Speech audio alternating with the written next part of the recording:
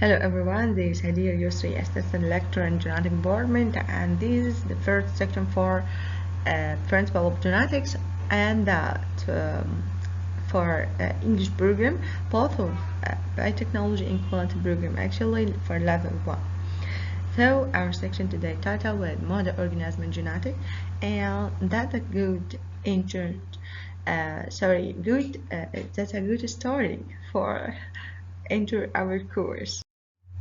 So in the main topic we will talk about model organisms. We have to know definition of model organisms and how to choose our model organism or the best model organisms for experiment of our experiment. And number 3, all about the masterpiece of our section today is which called Drosophila melanogaster.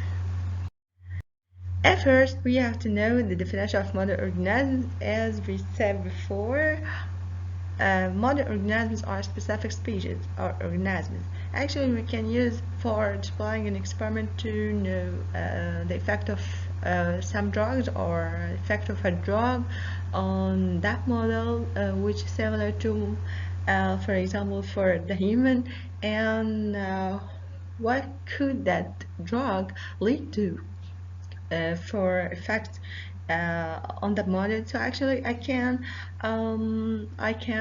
expect what will be its effect on that human. So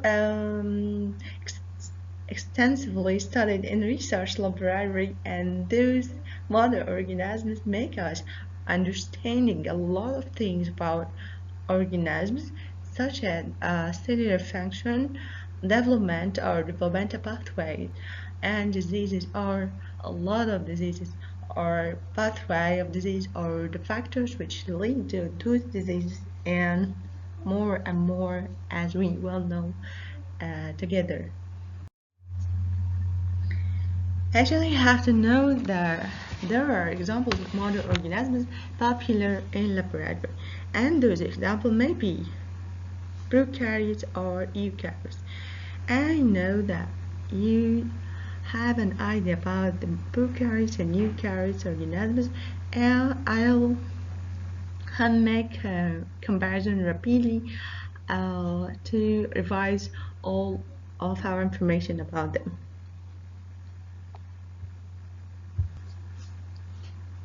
So that at the first point, definition of prokaryotic cells or prokaryote organisms, that's any unicellular organism that doesn't contain a membrane-bound nucleus or organelles.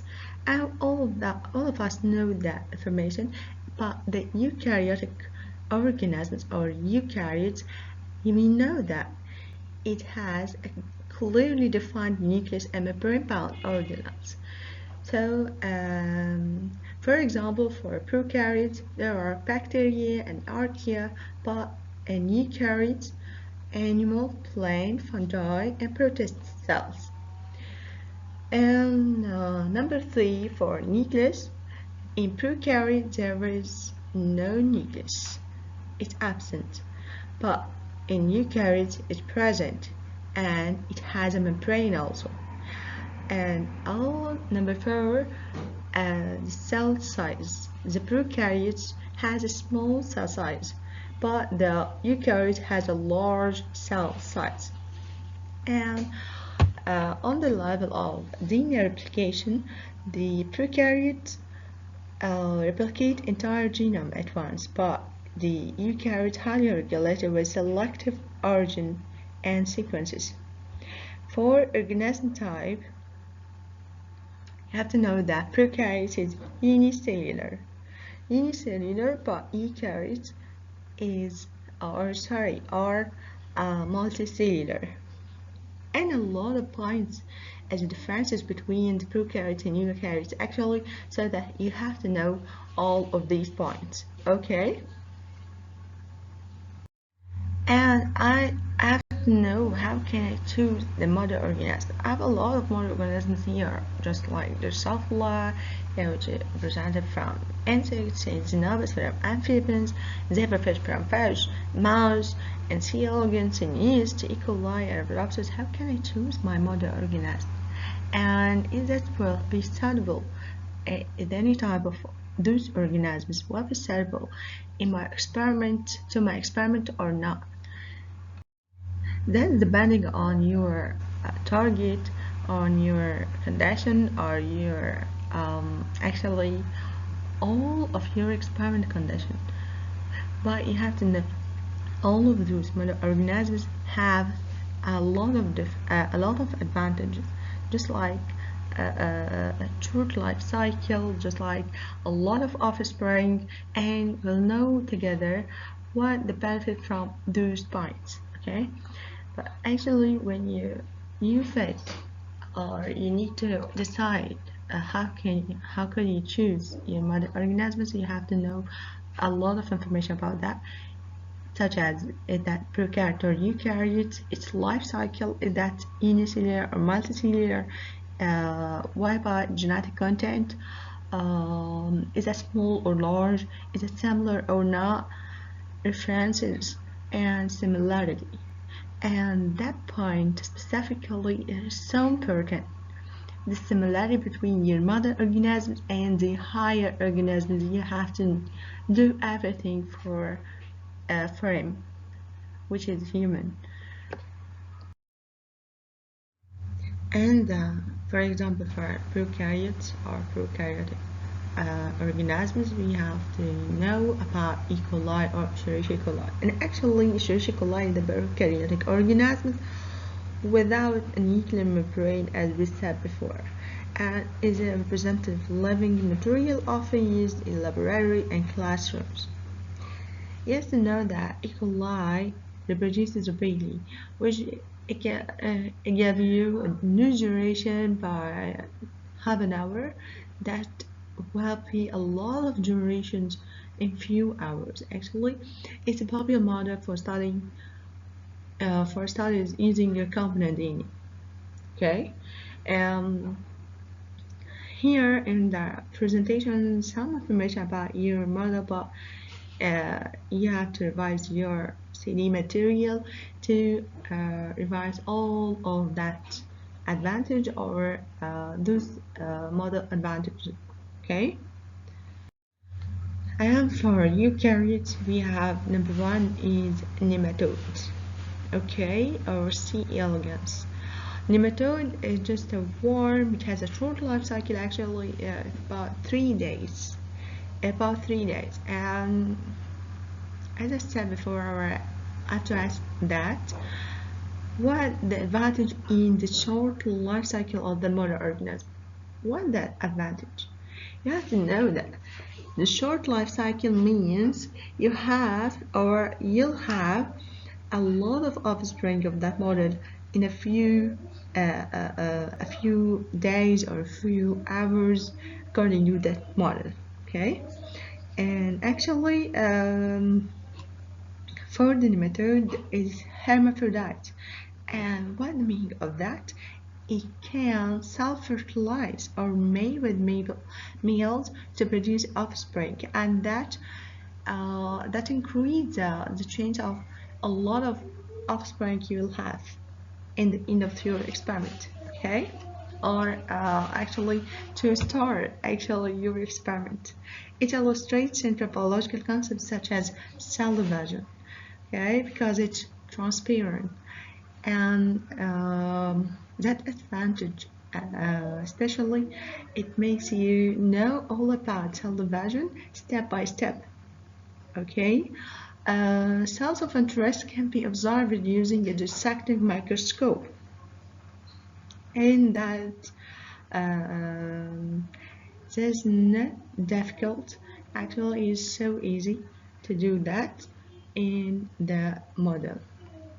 And here is example number 2 from eukaryotes, which is Arabidopsis thaliana. And Arabidopsis is a member of mustard or Brassicaceae family. It has a fast life cycle actually, and it can be manipulated through genetic engineering more easily and rapidly than any other plant genome. So what that mean actually? That means that plant it has been the focus on intense genetic, biochemical, and physiological genetic or study for over 40 years. Can you imagine that? It has several traits that make it very desirable for laboratory study or laboratory experiments. It actually, as a lot of plants, or all the plants, it needs only light, air, water, and few minerals to complete its life cycle. It has a fast life cycle, as we said before, produces numerous self-progeny, have very actually has very limited space requirements, and it is easily grown in a greenhouse or indoor growth chamber. And that actually what made that plant is an shiny example from eukaryotes, and that's all great. Now we will talk about the masterpiece of our section today. Actually, we will talk about the represented insect presented, which is Drosophila melanogaster. Drosophila melanogaster actually, or the fruit fly, has been the most popular eukaryotic organism used in classrooms, using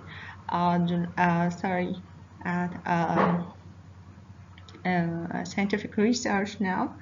It has been used in heredity and biomedical research, where the aims are to understand human genetics and developmental processes. Actually, it's also a popular model for teaching Mendelian genetics, and you will know that in the next sections. Let's talk about Drosophila melanogaster. It has a short life cycle. It's about 2 weeks, about 14 or 15 days actually, and that is incredible. We will revise its life cycle right now. It's easy to culture and inexpensive to house large numbers actually. It's large enough that many attributes can be seen with eye or under low power magnification. Actually, you saw that in the lab. He saw that we need a low power magnification, which is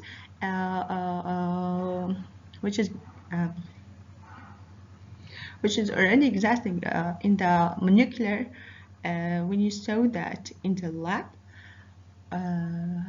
So it's an example for low power magnification. I can see the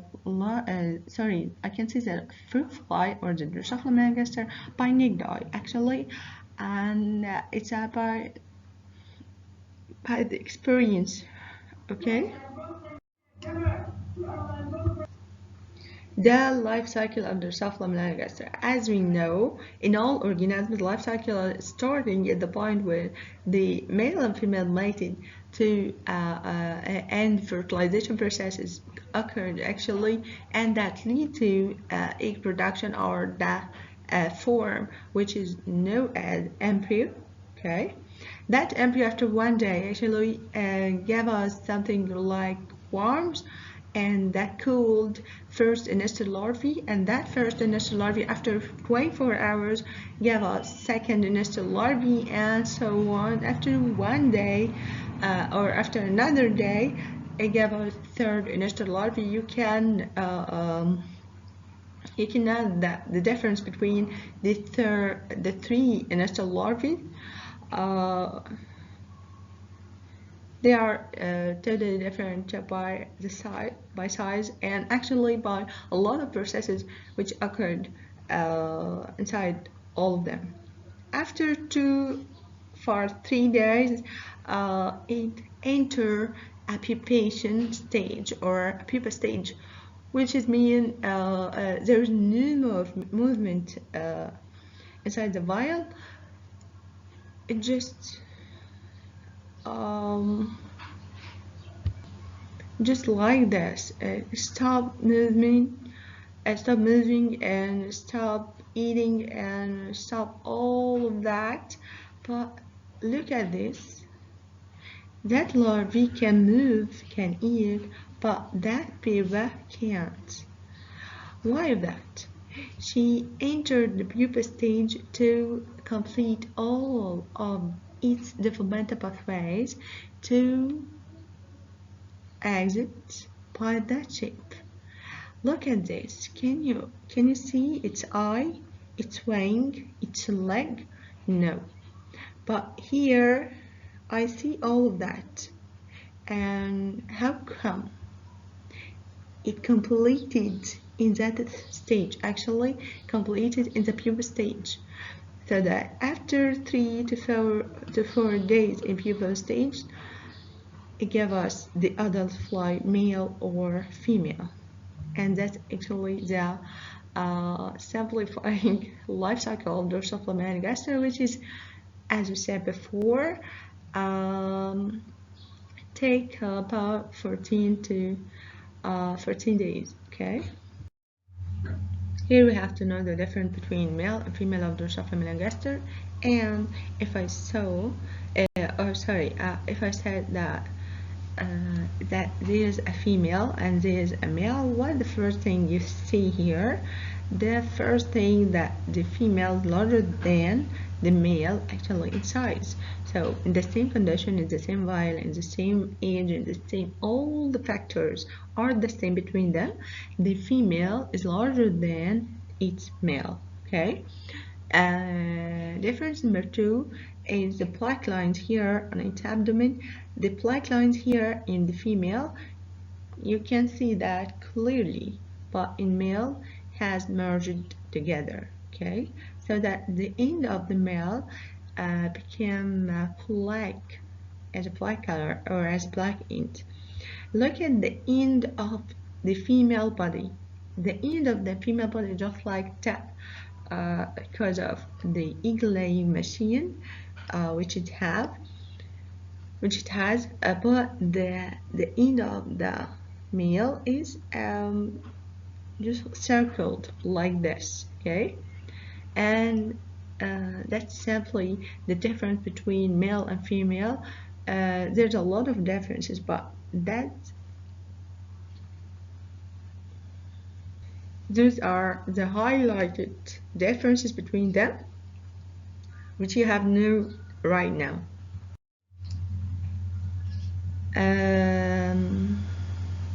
Here you have to know some mutation in Drosophila. But before we talked about the mutation in Drosophila, you have to know there is something called original type or wild type, or the Drosophila which is existing in the wild. The Drosophila, as you said before, has a red circle eye, and its body just like brownie or just like the honey color. It has a long wing and complete wing. Actually, there is no defect on its wing. So that the features.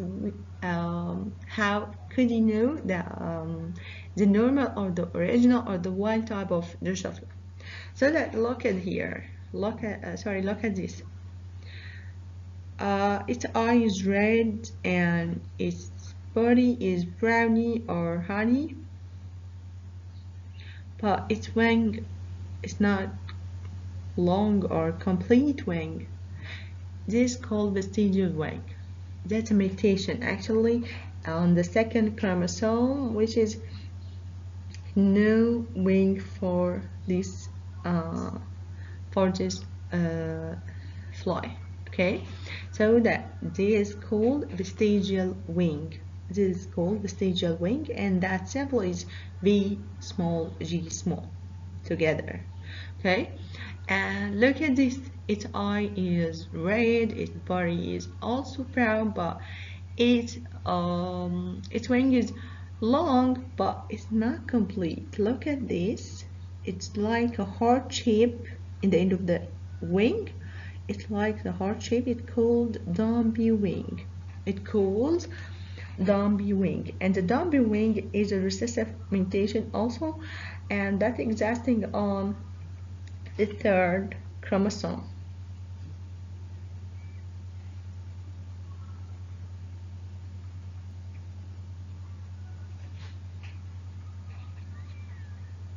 and that the dombey is existing on the second chromosome.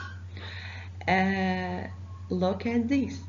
Its wing is long and has no defect. Its eye is red, but its body is not browny. But what is that? It's just like ebony.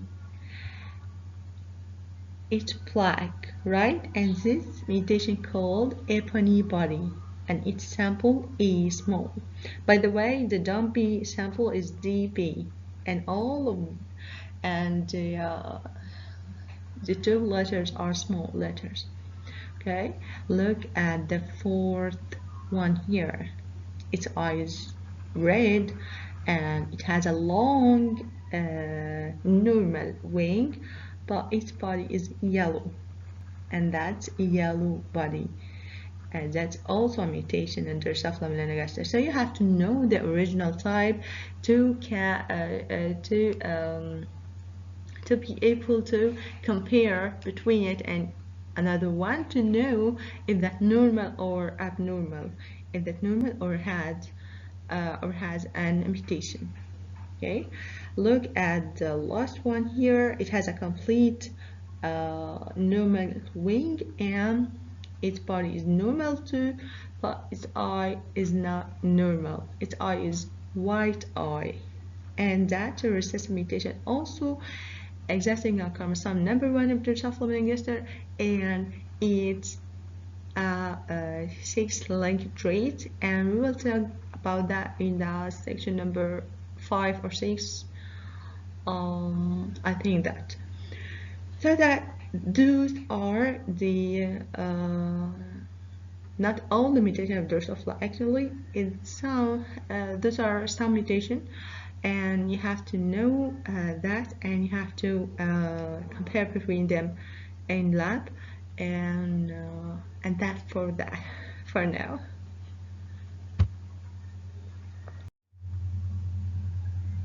Those are our references in this section, and actually I have to know if that everything is clear in that section, and if there is something you couldn't understand, please note that, and we'll discuss it in the lab or in our section.